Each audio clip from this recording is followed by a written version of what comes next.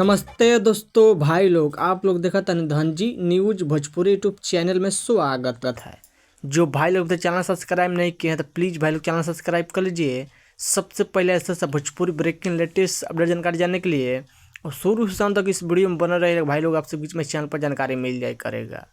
जी बता दें कि प्रमोद प्रेमी यादव एक और नई भोजपुरी 2024 का होली सॉन्ग गाना लेके आ रहे हैं आपसे बीच में।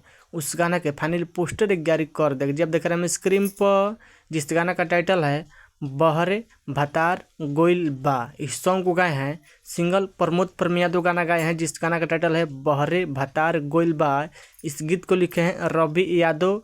और इस गाना म्यूजिक संगीत की बात करें तो म्यूजिक दिया है आर्या शर्मा, म्यूजिक संगीत से हैं। यह गाना भोजपुरी फैंस खूब ड्रॉप मिलेगा। जबरदस्त होली सॉन्ग गाना होने वाला 2024 का प्रमोद प्रेमी यादव का।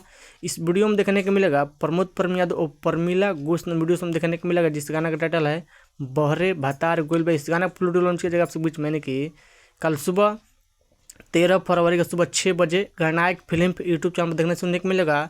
भाई लोग एक बार गाना सुनेगा, जबरदस्त होली सॉन्ग गाना होने प्रमोद प्रेमी यादव का। ऐसे तो प्रमोद प्रेमी देखिए एक बड़ा गाना होली सॉन्ग गाना लेकर आ रहे हैं हमसे बीच में। खूब दूर प्यार देना, यही गाना खूब दूर प्यार देना, जिस गाना का टाइटल है बहरे भतार गोइल बा। जबरदस्त टाइटल होने वाला है। और आप लोग बताइए कि प्रमोद प्रेमी देखिए वाला गाना सुनने कितने एक्साइटेड है। मेरे वीडियो में कॉन्टेक्ट करना बोलिए। आप लोग बताइए कि प्रमोद प्रेमी देखो वीडियो अपडेट न्यूज़ का सर अपडेट न्यूज़ पसंद पर प्लीज़ भाई लोग वीडियो को लाइक कीजिए, शेयर कीजिए, चैनल सब्सक्राइब कर लीजिए। सबसे पहले हर भोजपुरी अपडेट जानकारी जानने के लिए बस वीडियो मत नहीं मिलते हैं अलर्ट में। कल एक बार गाना सुनेगा सुबह 6 बजे गाना एक फिल्म फुल वीडियो लॉन्च किया जाएगा बहरे भतार गोइल बा। बस वीडियो मिलते हैं। जय हिंद, जय भोजपुरी। सुना धन्यवाद। वीडियो शेयर कर जैसा लगे सर न भूलिए। मिलते हैं में कल एक बार गाना सुनिएगा। धन्यवाद।